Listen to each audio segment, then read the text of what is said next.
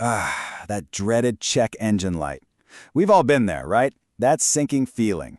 Well, if your scanner is spitting out Ford code P023014, don't worry, you've come to the right place. We're going to break down exactly what your car is trying to tell you, and more importantly, how to fix it. So you plug in that code reader and boom, there it is. A string of letters and numbers that looks like gibberish.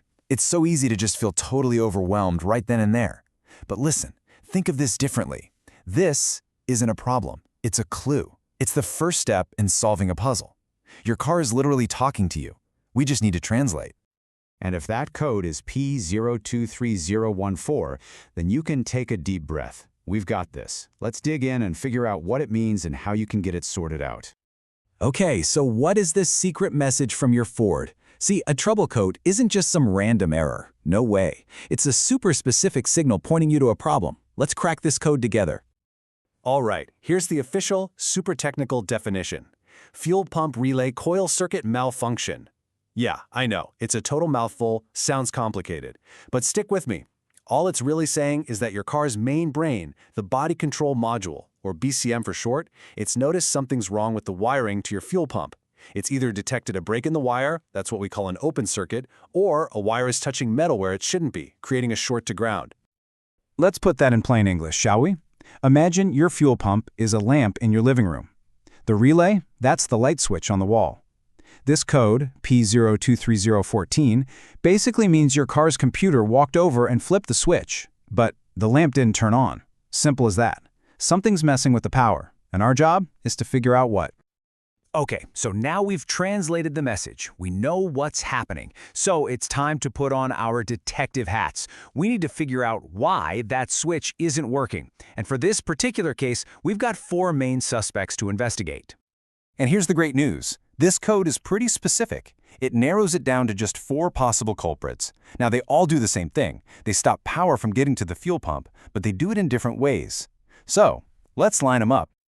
All right, problem identified. Now for the most important part, the solution. Think of what's coming next as your master key. It's the one thing that will unlock the exact fix for whichever one of our suspects turns out to be guilty. And here it is. This is our roadmap, our cheat sheet. On one side, you've got our 4 suspects. Could be a faulty relay, maybe a short circuit, a failing pump, or even just some corroded wiring. And right next to each one, the solution. That's the beauty of this. The second you find the cause, you instantly know the fix. So let's go through them one by one. First suspect, the faulty fuel pump relay. This is often the most common and direct cause. Remember our light switch analogy? Well, this is the switch itself being broken. If it's busted on the inside, it just can't turn on the fuel pump. The fix? It's as simple as it gets. Swap out the old relay for a new one.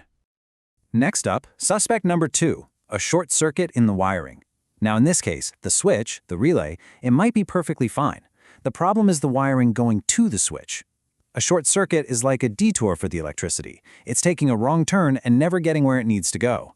So the fix here isn't about swapping parts, it's about playing detective with the wires and fixing the break. Our third suspect takes us to the end of the line, the malfunctioning fuel pump itself. So think about it. The computer sends the signal, the relay clicks on, the wiring is perfect, but the pump itself is just worn out and can't do its job.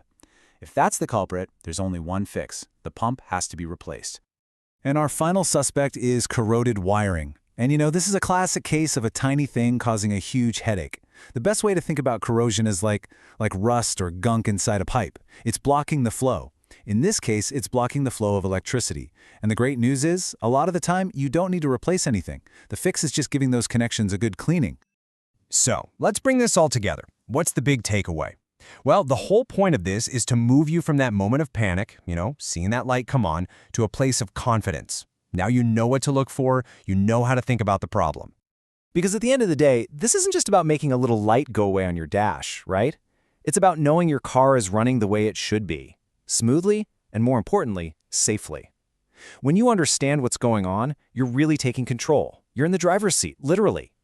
So the ball's in your court now. You've got the roadmap, you have the master key, you know the 4 suspects. The only question left is, now that you've got the knowledge, where are you going to start your investigation?